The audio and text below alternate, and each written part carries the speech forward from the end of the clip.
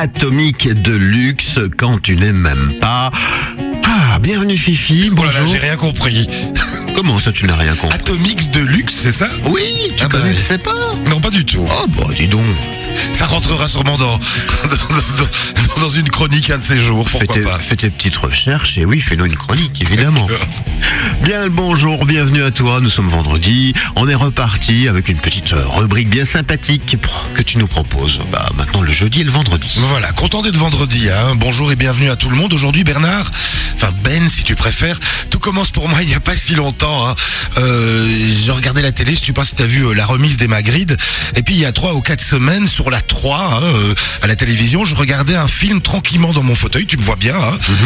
Un film belge réalisé par Sylvestre Sbill. Je suis assez friand des films belges, hein, je vous le dis tout de suite, le titre apparaît, et là l'œil rond, bouche ouverte, le titre est « Je te survivrai ».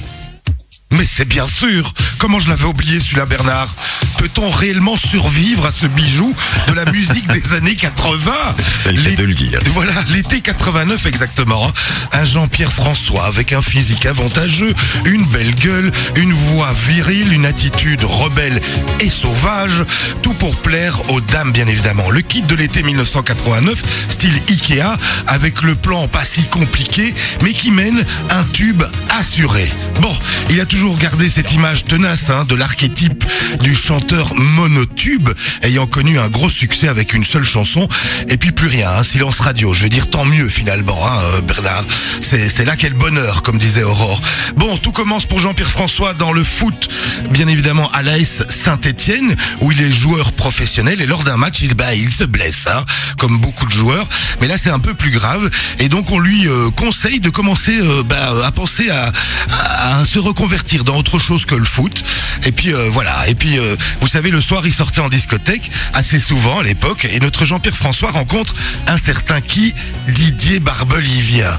Encore lui, on va finir par lui en vouloir, hein. La légende veut que Didier Barbelivien en discothèque, il est en discothèque avec Félix Gray à l'époque, et il faisait des duos, rappelle-toi, hein, Félix Gray et Didier Barbelivien, les tubes de l'été avec À toutes les filles, tout ça, voilà.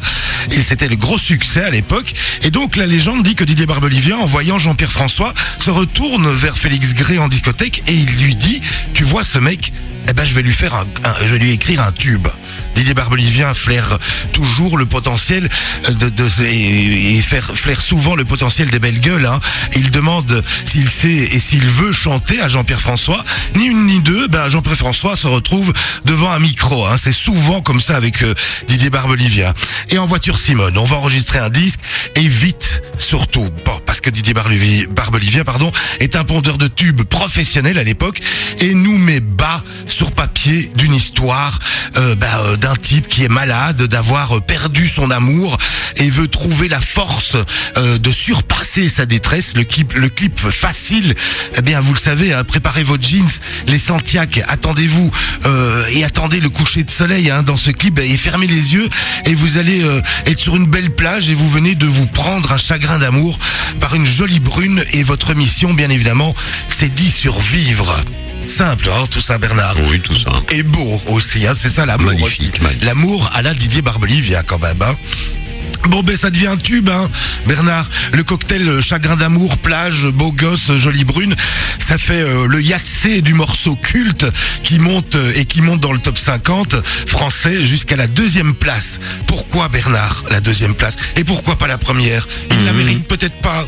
Si, mais il y avait certainement un autre gros tube à l'époque. Voilà, mais si, il la méritait, mais une bande de Brésiliens vendeurs de jus d'orange ne cède pas la place. C'est la lambada, bien évidemment, à l'époque. Bon, ça nous amène à quoi, Bernard? Qu'est-il devenu? On veut vraiment le savoir? Oui. D'accord.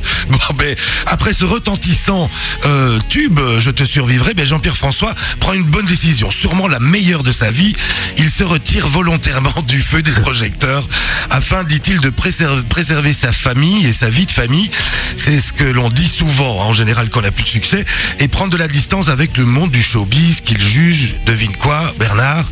Je ne sais pas, Has-been? Hypocrite. Hypocrite. Ah ben oui, oh, les méchants requins.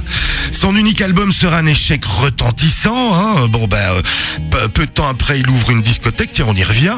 Branché à Saint-Cyprien dans le Lot, il se produira parfois devant ses clients. Quel privilège, s'il vous plaît. Il revend son établissement début des années 2000 et ensuite il tiendra un resto à Calvaire-sur-Mer. Ça ne s'invente pas. C'est dans le Var. Et puis pour terminer, Bernard Lasserie, tu le sais, il refuse la tournée des années 80 que l'on voit un peu partout d'ailleurs, qui a un immense succès. Et puis il chantera parfois, alors là c'est le meilleur, c'est le pompon, au cours de certaines occasions comme ici pour l'élection de Miss Narbonne Plage.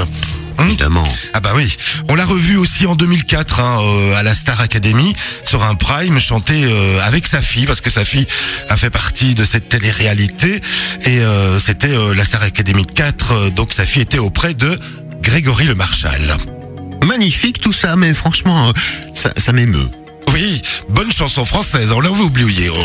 Voilà. C'est un tube, c'est vrai, on va le retrouver dans quelques instants. Pour ta part, tu reviens à midi aujourd'hui. À midi jusqu'à 14h comme chaque jour de la semaine, et sinon pour la chronique, jeudi et vendredi prochain alors. Exactement, alors profitez de cette intro musicale, mais magnifique, elle n'a pas du tout mal vieilli. Mémorable, et alors juste pour le début musical, on dirait que ça fait des bulles, j'adore ça. Ça fait des bulles, sur Buzz Radio.